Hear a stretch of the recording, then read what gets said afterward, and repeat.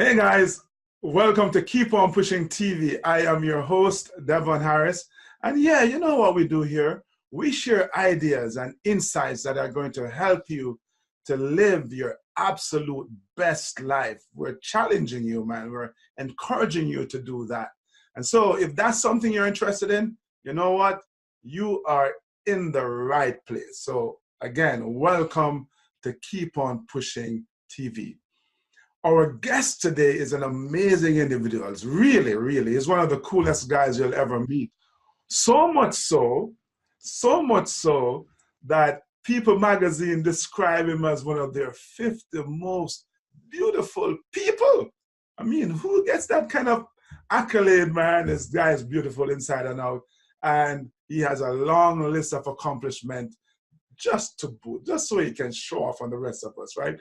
13 Paralympic medals, Winter Paralympic medals. In fact, he is the most successful, most decorated monoskier in Paralympic history. And if that wasn't enough, he added a silver medal in the T53 class in the 200 meters at the Summer Paralympic Games. He has competed in 7 Olympic Games, by the way, 3 summer and 4 winter. And with that kind of performance and success, he's a Hall of Famer.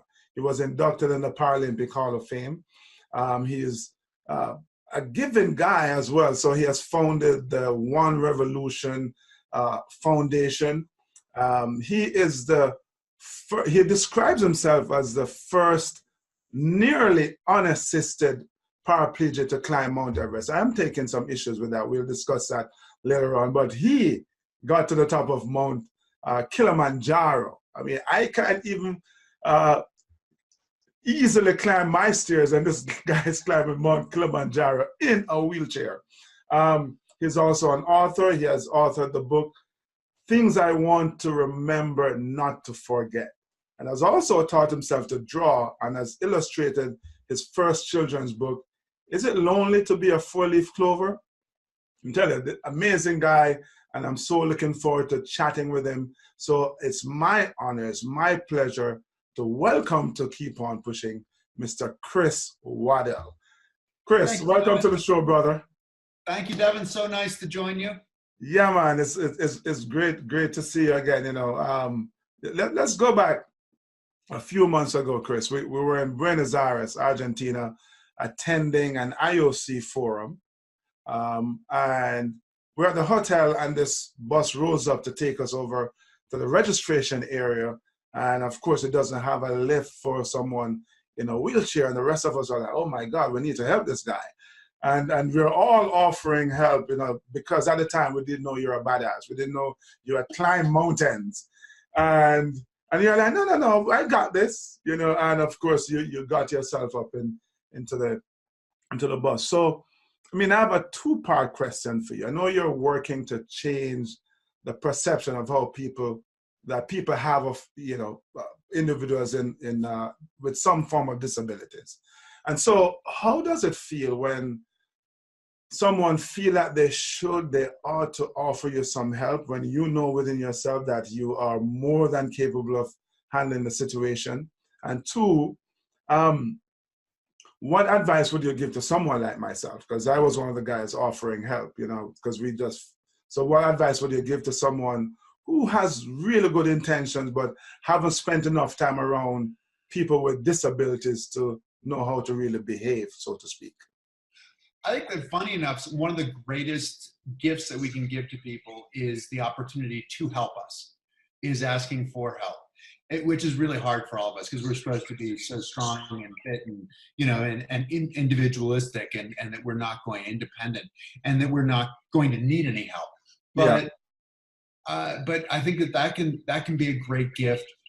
One of the things that I recommend for people is that if they can, if they want to help, that they also realize that no thank you is a perfectly valid answer.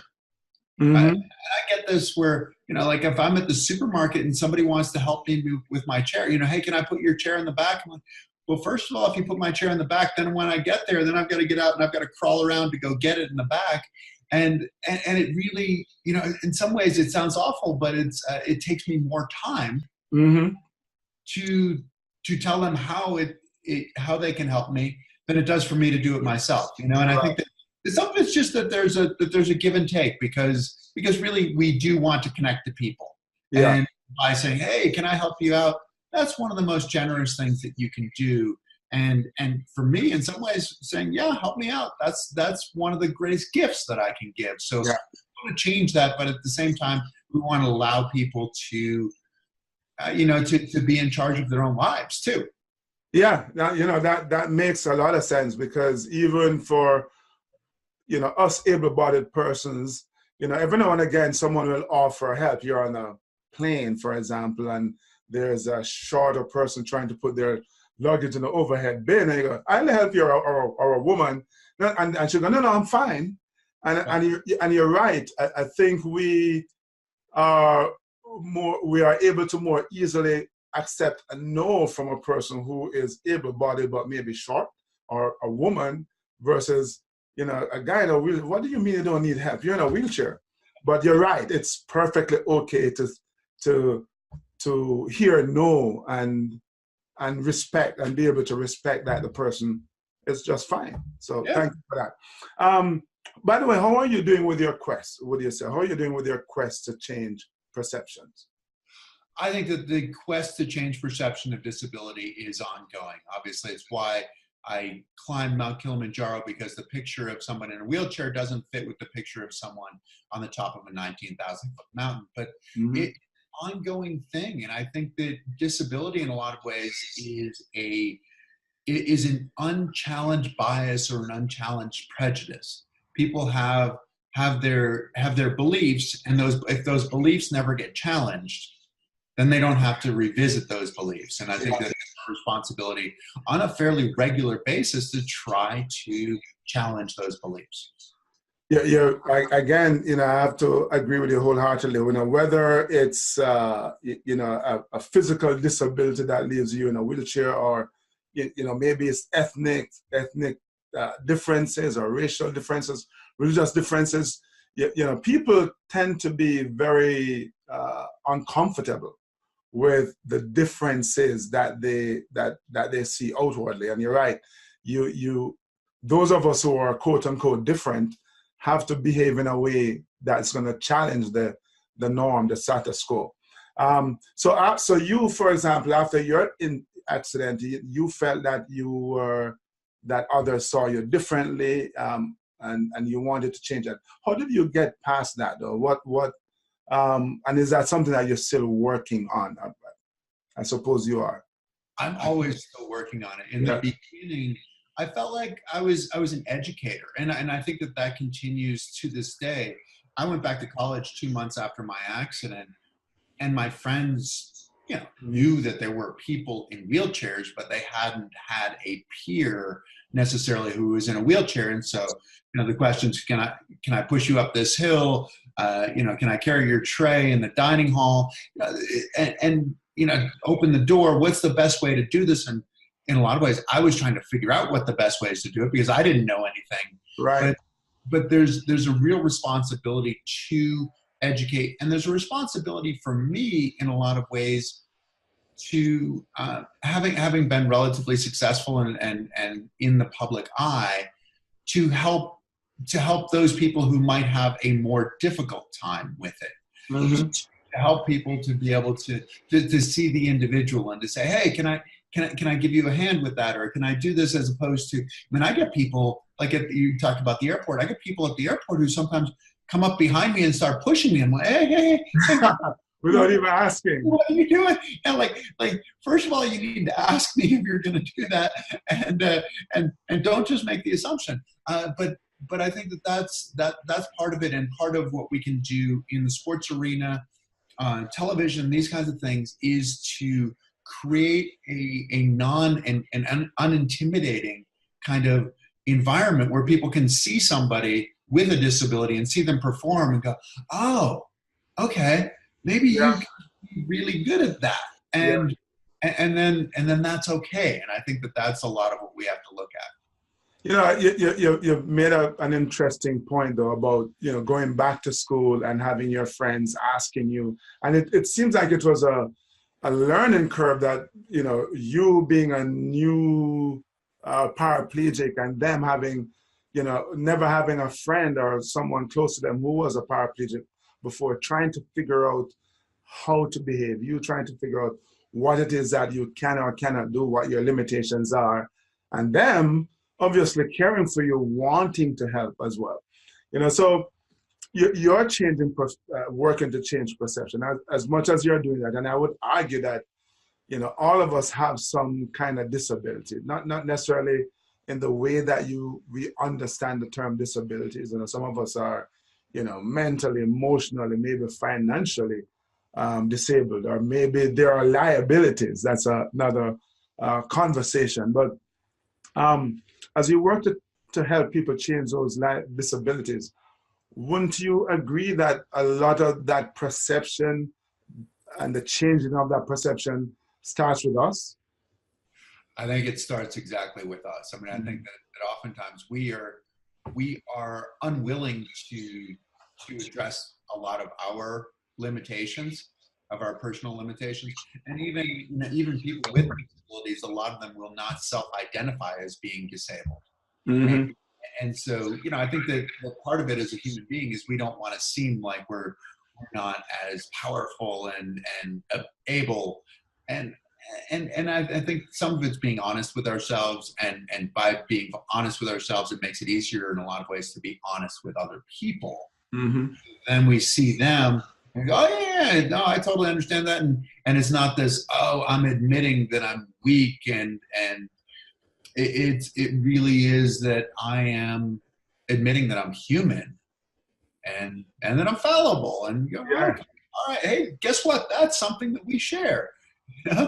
Yeah, you're absolutely right. I think one, it's the perception and the change of the perception starts with us, but it's about us being honest with ourselves and recognizing that, I am actually human, and I don't have to be superhuman. I don't have to be a superhero, because all of us have some kind of weakness somewhere or another. At least one, if not many, right? Yeah, that's exactly true too. So, but we're going to talk about your accident in a minute. But prior to that, what were your plans? What kind of interest did you have? What kind of interest were you pursuing outside of team? So I was in school. I was in college. I was at a place called Middlebury College in Vermont. I was studying international politics and economics. I have no idea where I might have gone had I not had my accident, because in a lot of ways my accident afforded me the opportunity to continue as an athlete much longer than I would have been able to continue. I would have had my time in college, and then I probably would have had to become a grown-up, and I'm not sure that I've become a grown-up yet. Are you saying athletes are not grown-ups? It's it is true. Question. I kind of look at my athletic career as a suspended adolescence that went, I think, 36 years old. So, and it might have continued after that, but that's an entirely different story. But, I competed. Athletics was really, sport was the way that I saw myself. And it always been a passion. I played soccer and baseball in addition to skiing in high school and earlier, but did a whole lot of other sports, right? I did cycling and played golf and tennis and basketball and, pretty much anything. I mean, anything was interesting to me. And so that's who I was at that point, but trying to figure out who I was going to be as an adult, and wanting to be sort of quote unquote successful. Right. Cool. So let's go back then to December 20th, 1988. What do you remember of that day? It was my first day of Christmas vacation. I had come home from school the night before, and my brother and I went up to the mountain where we'd grown up skiing, a place called Berkshire East in Charlemont, Massachusetts. And we went up, and it was a ski racer's mountain. The guy who managed the mountain, his kids were our peers, and we had one little strip of snow that was on the mountain, and we were going to go train that day. And the coach said, take a couple of runs, meet at the timing shack, and we'll go set a course. And we took a couple of runs. He wasn't there, so we took one more. I was testing a new pair of skis. And in the middle of a turn, it was really warm and sunny that day, which is unusual for that time of the year in basketball. Usually it's just rock hard, just bulletproof, but it was sort of slushy and warm that day and sunny. And you made a big right-handed turn. You're going fast. But I broke 2 vertebrae and damaged the spinal cord. And, that started a whole new journey of the ski patrol skiing me down, ambulance, driving me to the hospital, helicopter, flying to the next hospital, and then the unknown. So you wake up, and I remember, watching a video, and those videos that you have on your website are great, by the way. They really, tell the story succinctly and well. So your friend, skis down because he saw you fall, which is not so unusual in skiing. And then he says, I'm trying to remember the term, that there was a like all your stuff was scattered everywhere. It was a yard sale. A yard sale. It was a yard sale. But then he noticed you weren't moving, and he realized that you were probably more injured than one would realize initially. So now you're at the hospital, and I assume that you're probably unconscious for a little bit, but then you wake up. How did they tell you the news that you may not walk again? And how did you receive it? So it was a bit of an interesting situation, because my parents and my brother went to the waiting room of the hospital, which sounded like this tiny little room, and they're just waiting, and they have no idea what's going on. I'm doing all the tests. The doctor came in, and in a lot of ways, it was the worst case scenario, right? The doctor told them, your son's broken his back, he'll never walk again.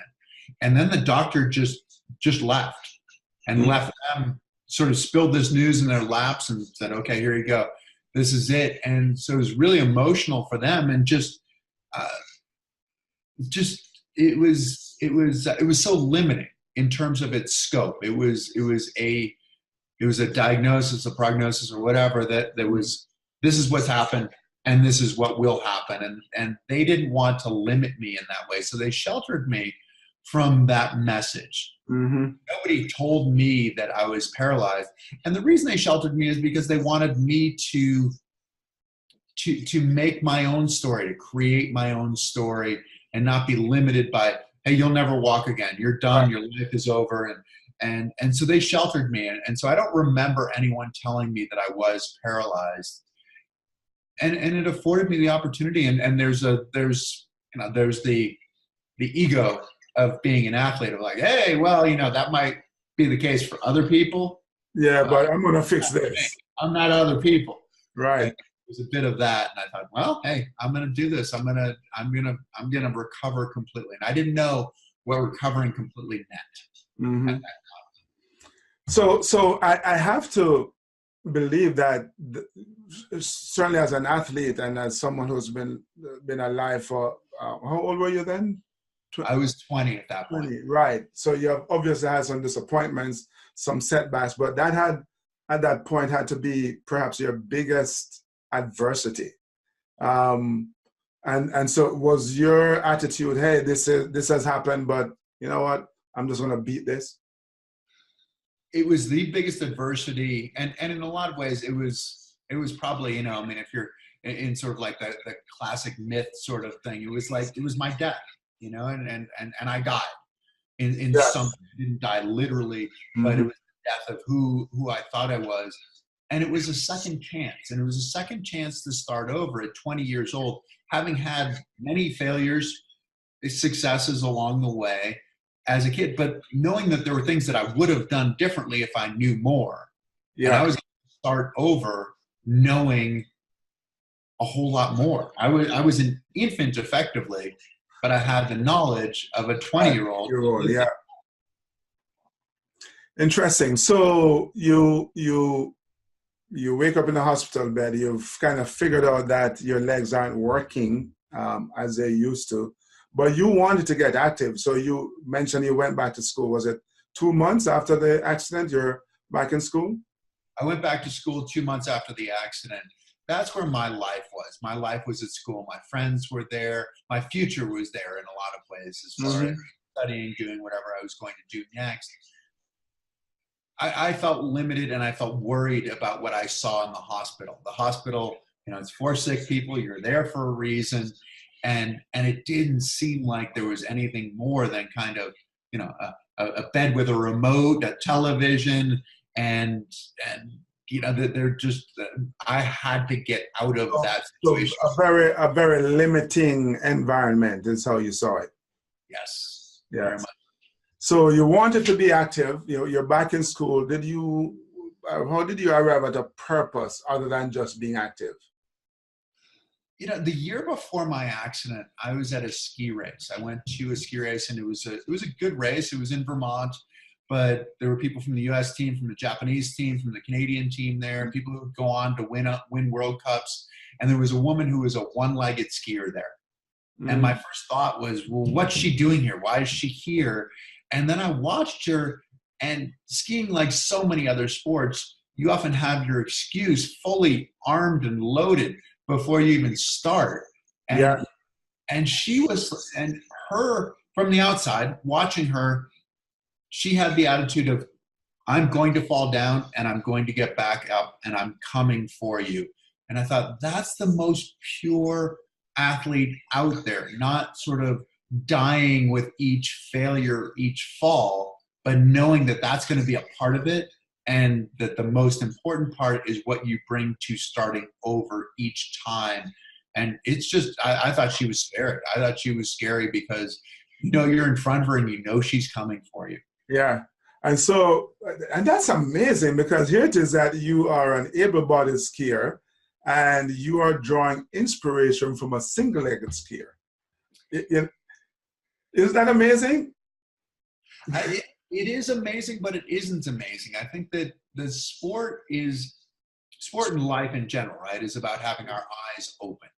And if we have our eyes open to what other people are doing, we have an opportunity to learn from them, to assimilate some of what they do well into what we do well. And I think that one of the greatest compliments is that you have a tremendous amount of potential. One of the greatest failures is that you haven't realized your potential. Yeah. And the first can keep you warm and happy, and you think, oh, I have a ton of potential, I'm going to be great. And it's like, yes, but what are you doing? What are you doing today to be better tomorrow? And to be getting closer to that potential. Yeah. But I think, this experience with Diana Golden is golden, because it really demonstrates that we are so much more alike than, again, what readily meets the eye. Here you are an able-bodied skier. She's a single-legged skier, and she is actually effectively teaching you, hey, don't be scared. Don't argue for your limitations. Right. And that's an important lesson for all of us, because we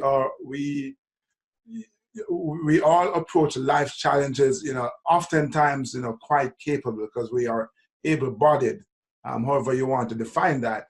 And we behave as if we're disabled, and incapable, actually, is probably the more accurate term, because you can be disabled in a sense. You have only one leg, but you, as Diana demonstrated, she was quite capable. It's not as much the talent as it is the process oftentimes. Yeah. And it's the process of continuing to move forward, which is the most difficult, challenging, and exciting thing that we can do as human beings, is continue to grow. Yes, indeed. And that's why, my thing is that you have to keep on pushing.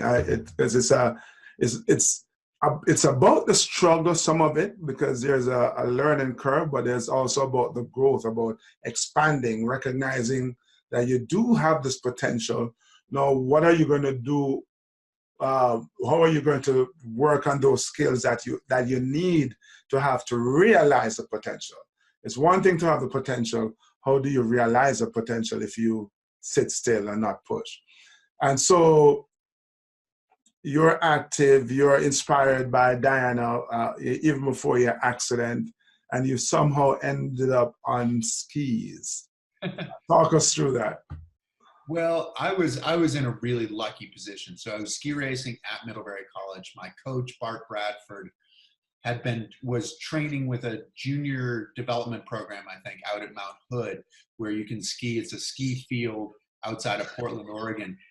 And you can train there during the summer. And so many national teams and juniors and seniors and everybody train out there. He was out there, and there are no trees, so you can see forever. So he saw the disabled team out there skiing. He saw these guys in monoskis. I came back in the fall, and he said, I saw these guys skiing. Do you want to do this?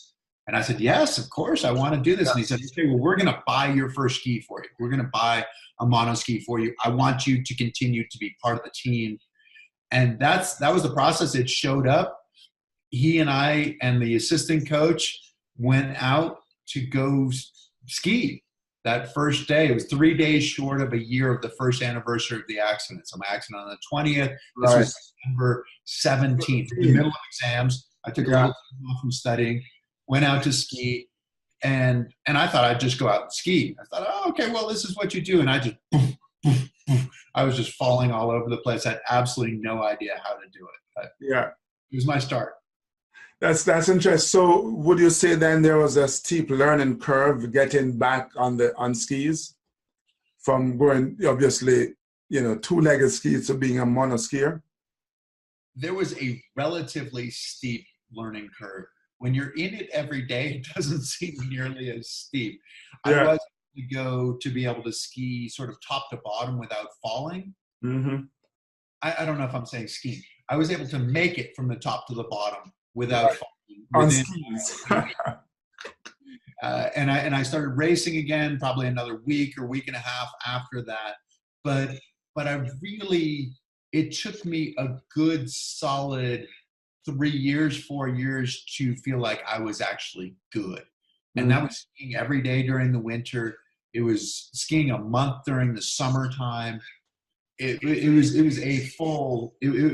a complete focus. And the beauty of what I had, having been an able-bodied skier, was that I knew what it was supposed to feel like. Mm-hmm. I knew what I was trying to achieve. It took me a long time to be able to achieve it, but at least when I did get there, I'm like, okay, that was it. Because your brain remembered from back to an able-bodied skier. That's interesting. And so you're trying to make that connection in your brain to your new body, I suppose. Right, exactly, yeah. So you're skiing every day. So at what point do you go, and I know you're inspired by Diana Golden and you're now back on skis. At what point do you go, you know what, I want to compete. This could be like my new life.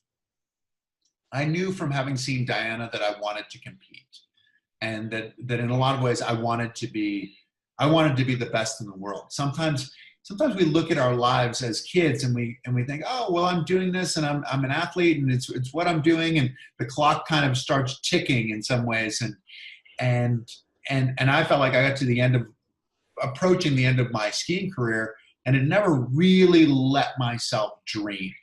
Right. And opening yourself up to those dreams, then you open yourself up to all the struggles trying to achieve those dreams.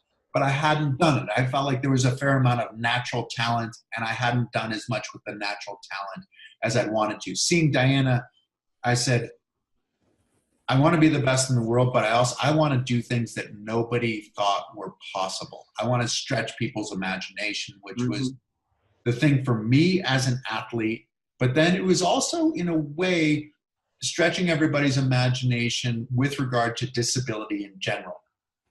Yeah. About what you couldn't do, but it was about, well, if I figure out a way to address this problem, I can do whatever I want to do. Indeed. So you're able-bodied skier with, a certain amount of talent, and you're kind of riding that talent, as it were, not necessarily dreaming, and having these grand visions. But now you're a disabled skier, and you're like, wow, there's actually so much more that I can do for myself personally, but also for other disabled persons. Achieving these personal dreams will help me to help people to shift their perception of what a disabled person could be. That's pretty amazing. So talk me through then, you go from, falling over to surviving, getting to the bottom of a ski hill, to actually being able to ski. And now you're thinking about competing. When did you get on, let's say, the U.S. national team and put yourself in position to get to your first Olympics? So I made the U.S. team in April of 1991. So the games, the Albertville games were 1992. Mm-hmm. So I got in under the wire in some ways. And to a certain extent, I got in and then thought, okay, well, I'm on the U.S. team. So then that means that I'm going to go compete in Albertville. And that's a really simplistic and not necessarily correct view of things. I remember going to my first camp that next year, and the head coach said, well, they're combining all these classes, and so you're not going to make it to the games in Albertville. And I said, well, if I don't make it, then I'm probably going to have to do something else. All my friends are starting careers. If I'm not starting my career by going to the games, and obviously it's a short-sighted view of a 20-something-year-old, but if I don't get started now, I'm not going to be able to justify continuing with this sport thing. But I did end up making it. I competed in the slalom and giant slalom in Albertville in 1992. And that was, making it to the games was really the biggest challenge. But our head coach, or not the head coach, the guy who ran our team, a guy named Jack Benedict, who Vietnam vet, lost both of his legs in Vietnam, and then went back into active duty after losing his legs. I mean, you talk about badass. Like he was on badass. And he said to us when we made the team, he said, now you realize you're going over there to win medals. Yeah. Your job. And I said, okay. He told me this is my job. And so I actually won 2 silver medals in the slalom and giant slalom. Nice, congrats. You did your job. I did. Well, I was scared of him. I needed to make sure I did my job. If the double amputee from Vietnam who is telling you that, you better get it done. Was there, before you got to the games, was there, I seem to remember us talking prior, and you said, well, your first try to get on the U.S. team failed, you didn't get selected? Well, I thought when I went to my first race, I went to my very first race, and there were some U.S. team people there, and I thought they will recognize potential. Right. I could barely stay upright, but I thought they should recognize potential, and they should name me to the team right now, because I know I'm going to be the best in the world, and they better get on board right away. Yeah. They probably made a good decision in saying, yeah, keep working, keep trying.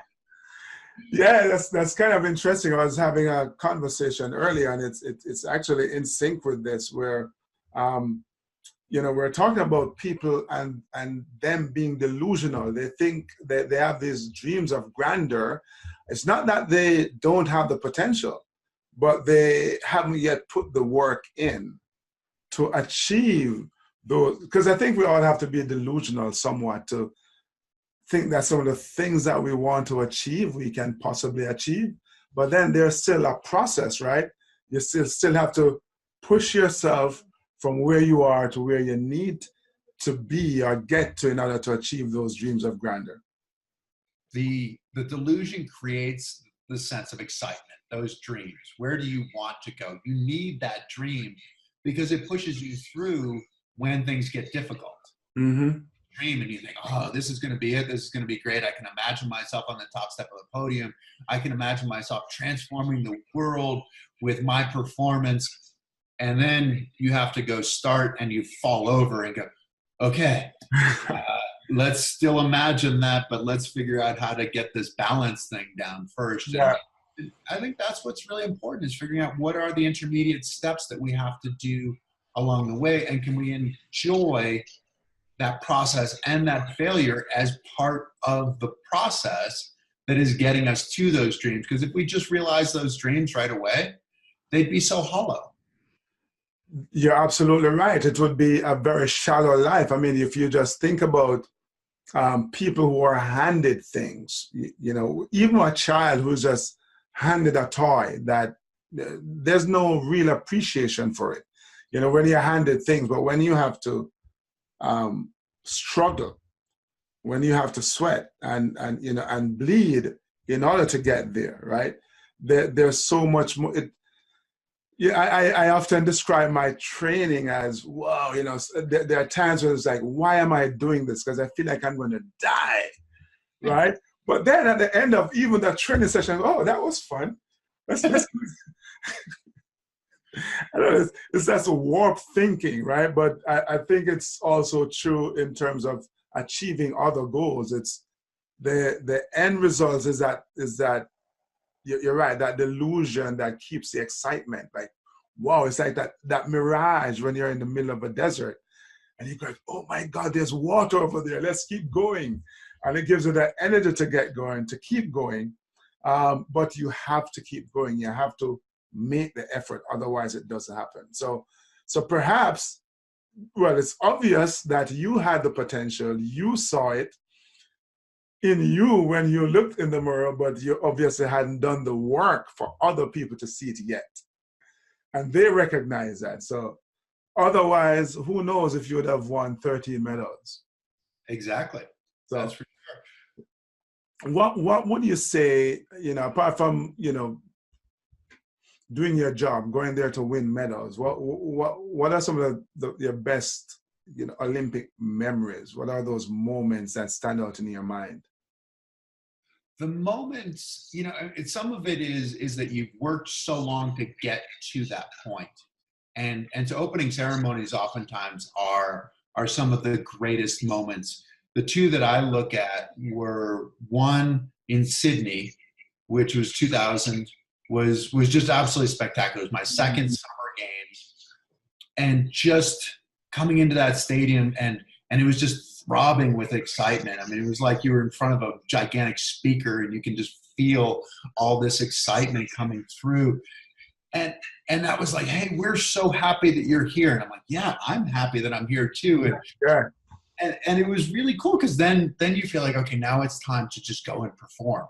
Mm-hmm. Now it's time to play and have fun and do everything I practiced to do.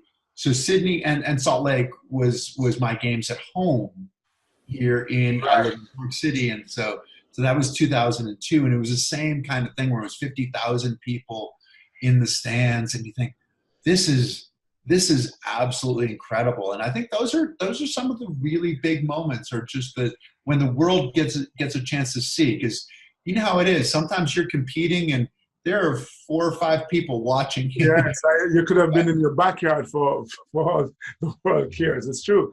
It's kind of interesting that you mentioned the opening ceremonies, and I kind of have these special memories of the opening ceremonies as well. Because in my head, when you walk in the stadium, in that moment, you're living the dream, right? I think there are other times, but in terms of the Olympic experience, that's the first. Yes, great when you're named to the team, but when you walk into the stadium, 50,000 people, more cameras than you can count, and you know that in that instant, your image is on TV around the world. And there's some little kid who's looking at you and going, wow, he must be one of the best athletes in the world. It's a tall order. It's a really tall order to live up to. But it's also the delusion, connecting, because the delusions are disconnected from reality. And in that moment, the delusion and reality collides. And it makes for a really long-lasting, pleasant memory. So you've competed for how many years did you compete, Chris? I think it was 15 years. 15 years, right? But then all good things must come to an end, and again, it's we live this very delusional life. And I think there comes a time, again, where we have to take that reality check, right? And go, can my body, my mind tells me I'm 18 and I can still do this. Like my mind keeps telling me that now at 54. And my body's like, you must be kidding. Right? So you get to that point where it's time to retire, man. It's time to make that transition. And, lots of athletes struggle with, going from competing 2 days and being in the stadium and struggling and striving and having friendships with competitors, etc., to being regular old Joe. What was that like for you? Retiring was the hardest thing that I've ever done. When I was in the hospital, the head doctor, the administrator, called me into his office as I was about to return to school, and he said, "You're not ready to leave because you haven't been depressed." Mm-hmm. And me at that point, I couldn't afford to be depressed because that would slow me down. I needed to get out and recapture my life and prove to myself that I could still do whatever I wanted to do. But when I retired from competitive sport, that depression that I never experienced in the hospital flooded in. I had no idea who I was. I knew who my resume said I was, Mm-hmm. but that wasn't necessarily what I was going to do moving forward. How could I there's no horizontal step to leaving being sort of the best in the world at what you do to then, oh, well, I guess I'll just go do that in something else. And then it'll be, and dedicating my passion to it. And it was a big challenge because I felt like I'd been so passionate about my sport. And when I finished, there wasn't much other than some memories. And I've obviously that's a bit of a shallow view of what's going on, but because I had to sort of go back and mine what I had learned along the way, Mm-hmm. and be applicable moving forward. But yeah, retiring was losing my identity, it was losing my youth, it was losing my passion, and I went, well, where am I going now? What am I doing? This doesn't seem like much fun. Yeah, it's tough, and every athlete who I've spoken to have spoken about that depression that comes because you're right. Your identity is so wrapped up in what you do, not so much who you are as an athlete. I think we become one with our identity as an athlete that is hard to see ourselves as anything else. And when that ends, because our Father Time has said it's time to go, there's some young kid that's just kicking our butts, that kind of thing. It's it can be depressing. And so how do you push? How do you make that that next revolution, as you say, that one revolution to take yourself to the next level? How did you make that transition then, Chris, from being a depressed, retired, former best in the world to go, you know what, I'm going to go climb a mountain? How did that happen? I think a big part of it, and people ask me about this after an accident as well, how does someone recover after an accident? And I think part of it is having something to love. If you have something to love, then you're willing to do the hard work to honor that love of whatever it is. So for me, I think part of when I left being an athlete, I lost my voice. I lost my ability to affect more people than just myself. Mm-hmm. Climbing a mountain, it was sort of my subconscious. It was far smarter than I was.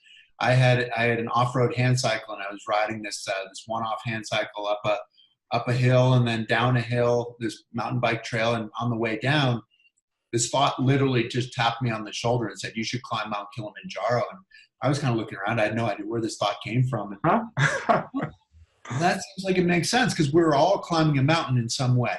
Yes. We're all Sisyphus, right? We're pushing that rock up the hill and trying to figure out how we can get up there. But it was it to me was having something that was bigger than me myself, having this sense of purpose where, yeah, I could go climb this mountain, but I could also affect the lives of a whole lot of other people, and I could make it a better world for them and for me. Yeah. I'm not an expert on depression by any stretch of the imagination. I think we all, feel down at times, but, as I understand, people who struggle with depression. But it seems to me, listening to you, that, having a goal, having a purpose, creating this compelling vision is one of the ways to snap yourself out of depression, out of self-pity, because you have something that is going to get you up in the morning.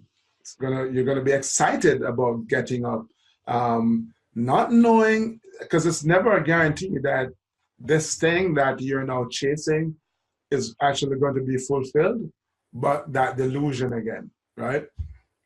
That delusion and the action usually makes me feel better about it. So whatever it is, it's kind of, once I get going, then I feel like, oh, okay, well, at least I'm going somewhere right now, where, as opposed to being stuck in one place. And that for me is what I felt, is that I was stuck in one place. So the thought of how do I get going? How do I get going? Is that the one of the keys then for someone especially who has just been, I'm gonna just say it, newly disabled, who just met in an accident and their life has now been changed forever, and so they feel stuck? Is that the thing for them to kind of figure out, what do I need to do? What's that revolution? How do I get going? I think so, and I think that the big thing is the perspective of something small, because you feel like, the problem is you feel like everything's been taken away from you. Everything I've ever done in my life has been taken away. And that incremental building to say, yes, but I did this today and that was better. And resisting the temptation to look too far down the road, to look down to that, well, this is where I want to be, this is where I was, and this is where I am.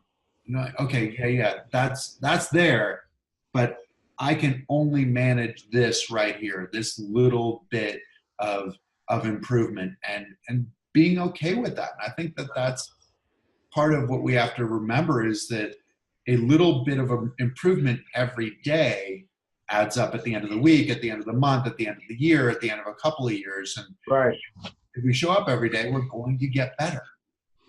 And that's great advice, even for those people who don't find themselves with a physical disability. It could be that your business went bankrupt, or career ended, you got pink slipped, or the relationship ended. And you're right, it's waking up every day, not necessarily looking at where you thought you're going to be given the path that you're on, but accepting that you're on a new path, and what can you do today, every day, to make it a little better. So you're now looking to climb Mount Kilimanjaro. What was that preparation like? How long did you train? What did it entail? Fill us in. Preparation for Kilimanjaro was all of the mistakes that I've ever made in my life. It really is. I mean, I think that's kind of like first deciding that you want to climb it. Is that one of the mistakes? That might be part of it, exactly. But it's looking back on my life and saying, okay, yeah, there were a lot of hard times, and I found a way to make it through them. And because on the mountain, you have no idea what's going to go wrong. Plan for certain things, but then something entirely different happens. And so you've got to be ready to say, okay, well, I knew that things were going to go wrong, and I'm going to try to figure out what a solution is. The specific training I had to go, and you will relate to this, I had to go from being really a sprinter, so ski racing and racing track, right. I didn't do a meaningful international competition that lasted longer than 2 minutes. Yeah. I had to go from 2 minutes to an average of 9 to 10 hours a day. And that was a real callousing effect. That was going out. Yeah, that's a shift. Oh, it's such a shift in mind, and you can stop whenever you want, but you start it again. And that's the problem of just saying, well, I'm here all day. And it's the difference between having a finish line and not having a finish line that you can comprehend. And that is the real big shift. And so it was a callousing effect. My guide, Dave Penny, was this awesome guy, and we'd go out and we'd climb all these mountains. And I remember going, 6-8 hours or something like that, and coming back, and I was so tired. And we had, the first vehicle we had a, what did it have? The transmission was delicate.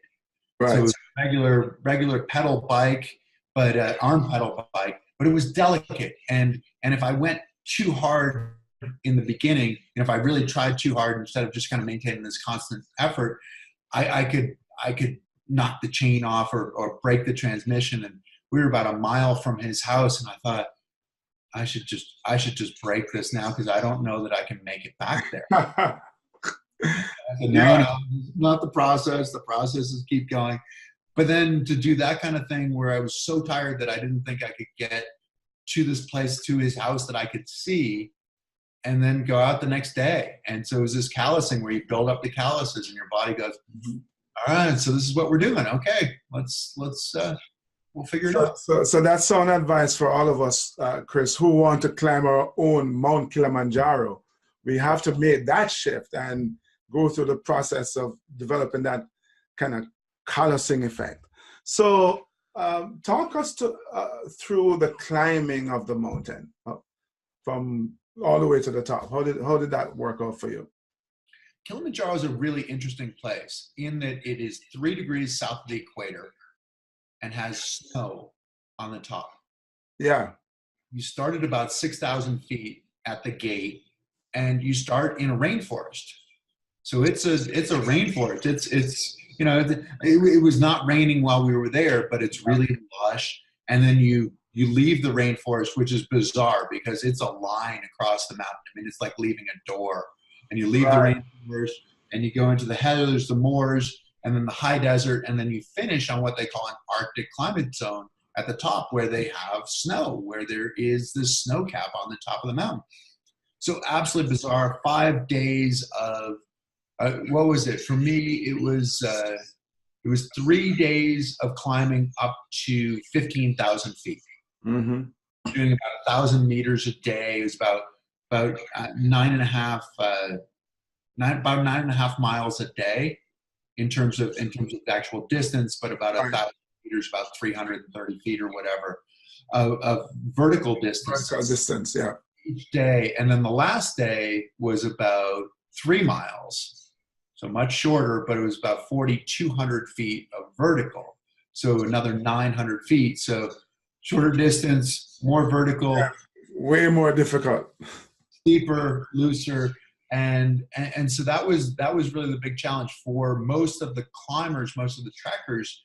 They wake them up in the middle of the night to get up to the top of the mountain for sunrise, because it's the tallest freestanding mountain in the world.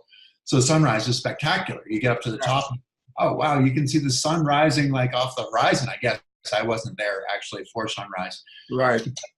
That took me 2.5 days, that last bit, because it was so steep, and it was like pea gravel. It was all this lava rock, just all these tiny little lava rocks. I remember our doctor he was sinking in like 6 inches. He was constantly emptying his shoes. Wow. Because he was sinking in so much. So you get to, was it 13,000 feet, and there was this boulder field that you had to be carried across? So that was actually at 18,000 feet. That was at about Gilman's Point. It was at the end of the scree field, and there was this field of boulders, a boulder field, and I couldn't get over these boulders, and so my crew ended up carrying me. It's because I remember seeing video of you, on the bike, just trying, and it seemed so excruciating. You trying to cross the field. I'm watching it, and even now as I'm recalling it, I'm feeling the pain of trying to roll the bike across that field. But you just looked like you were working, boy. I was working, and the thing about it is, you try to go to that place. You try to go to a place where you're not necessarily aware of that constant pain. And it's the mental pain as well, where I was making such small gains. Mm-hmm. I had to try to occupy my mind. And so I was just counting revolutions and saying, okay, once I get to 100, then I can stop. And I never actually made it to 100. It was that hard. I think I made it to 80 was my most. And then it's altitude too. So you have a whole lot less oxygen up there. Yeah, to work with, yeah. And you start thinking, I'm going to get to that rock. If I can get to that rock, then I can stop. And that rock is like 5 feet away. And you think, really? That's your goal, is 5 feet away? And it's all I could understand. Right. But it was just trying to manage that and put it in a place where I could have some success, right? Until I got to that rock. Exactly. Okay, I've done something. So your friends helped you what 100 feet across a boulder, but you felt, wow, I did not do this all by myself. I had failed, and that's why I said in the introduction that I'm taking issue with your claim that you're the first nearly unassisted. Because in my head, nobody climbs a mountain by themselves. Would you agree?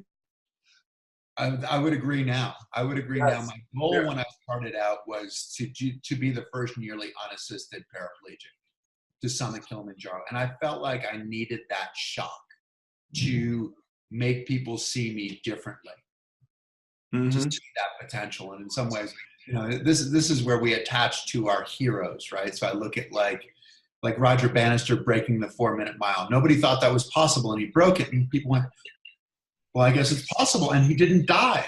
His didn't explode. So I guess a human can do that.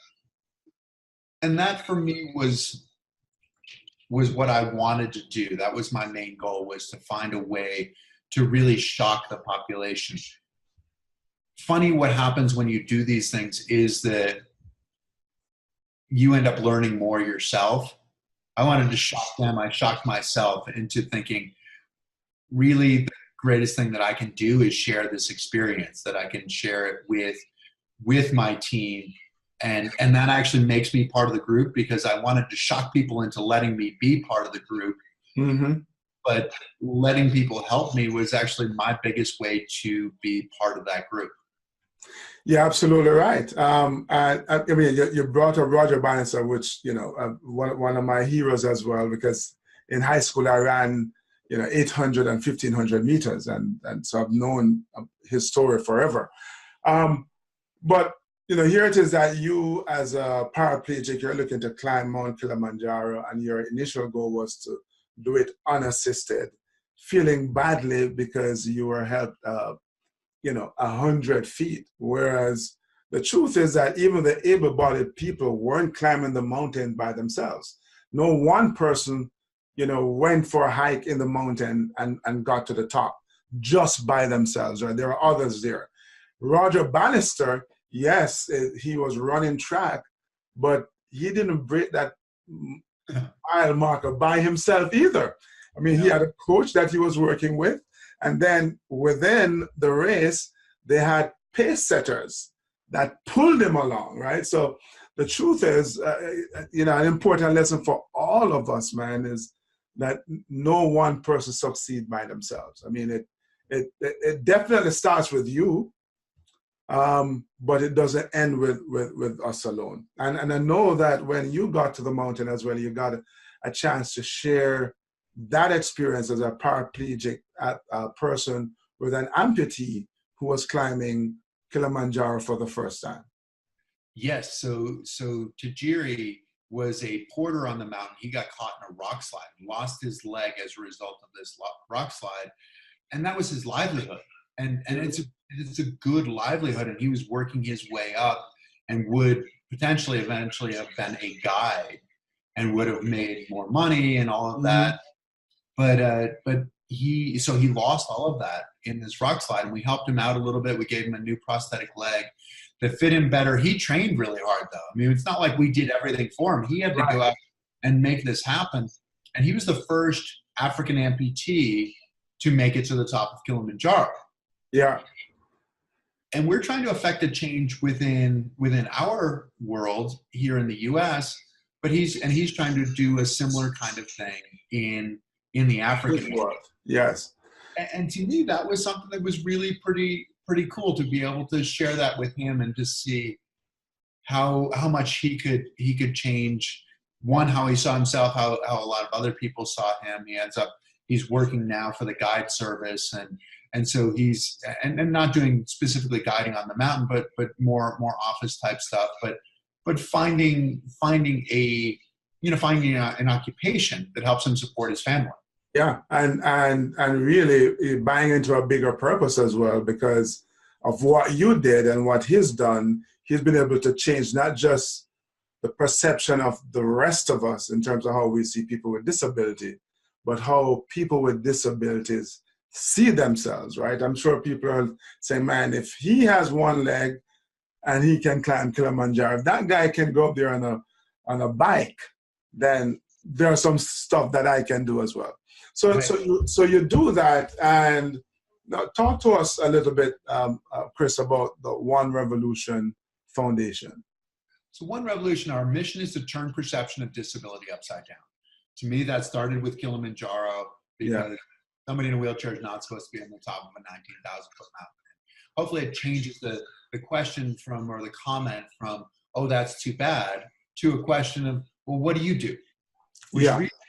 What do you have to teach me? And it's a profound answer for all of us. We all have so much to teach other people, and we have so much to learn from other people. Mm-hmm. Our main program is called Name Tags. It's a school assembly program. We go into schools. It's a 45-minute program, and then usually 15 minutes of Q&A afterwards. And so Name Tags is about the labels that we put on ourselves and others, which are often our limitations. How often are we in a position where we say, I can't do this because I'm 54 years old? Yeah. How often because I don't have enough time, I have too many kids, because I don't have enough money, because I'm not in shape, because, you know, it's like we're really good at stopping ourselves before we start. Yeah. So it's heart resilience. Our motto is, it's not what happens to you, it's what you do with what happens to you. Mm-hmm. From being a ski racer, there's no such thing as a perfect run. And it usually is whoever recovers most quickly who's going to be most successful. So let's commit ourselves to the recovery before anything has happened. So there's that part of it. And then it's about finding your unique voice. I've found that for me going through school, it was really easy to follow the crowd and think, oh, okay, I don't know exactly what I want to do, but these guys look like they have figured out, so I'm going to follow them. And then I got to a point where I'm like, I don't know what I want to do. Right. I don't know if that's going to fulfill me. So trying to at least plant the seed with students that your passion is the root to your personal genius in a lot of ways. Mm-hmm. You're willing to work hard about something, for something about which you care.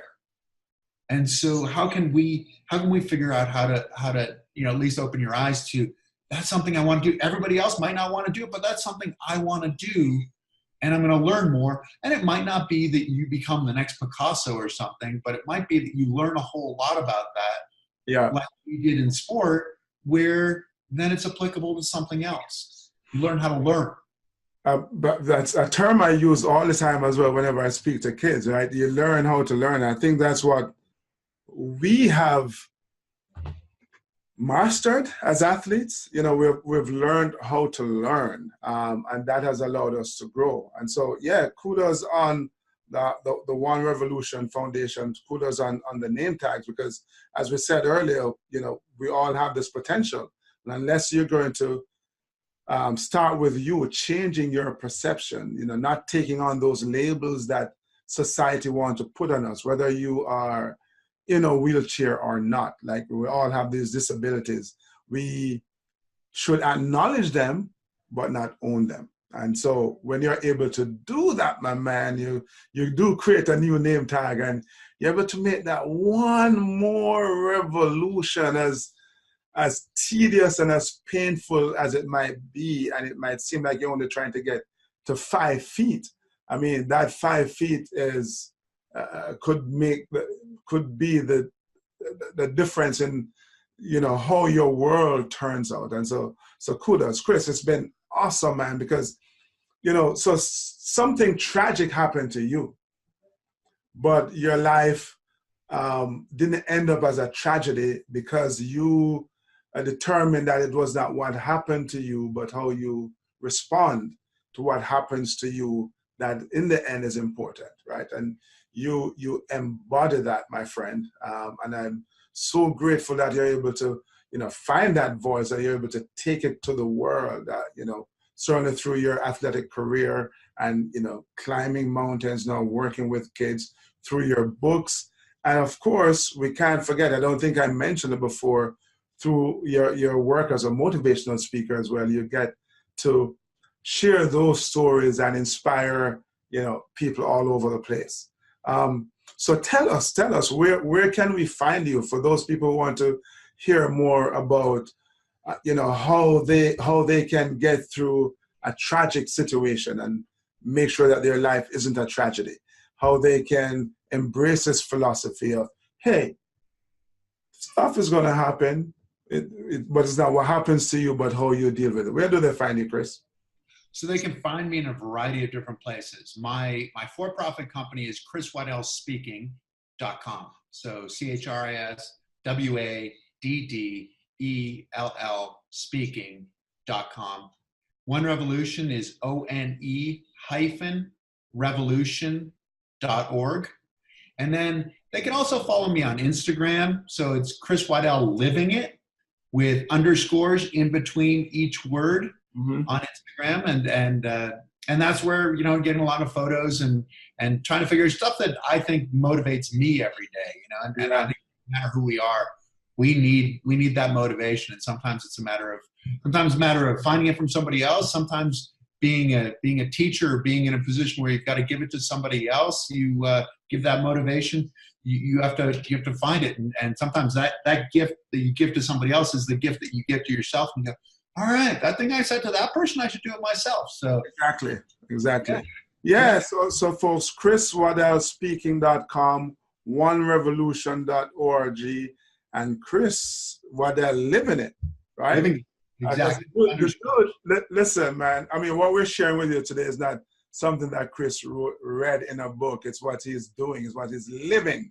And we're so appreciative, Chris, of you sharing your experiences, sharing those gems, man, because you're living it. You're demonstrating that, you know, things will happen to you, but you can still rise above it. You can keep on pushing. You can make that one more revolution. So thanks, bro. Thanks for coming on. And as always, wishing you just much success as you keep on pushing. Thank you very much. You too, Devon. Thank you for having me, and keep doing what you're doing. Yeah, man, we definitely will.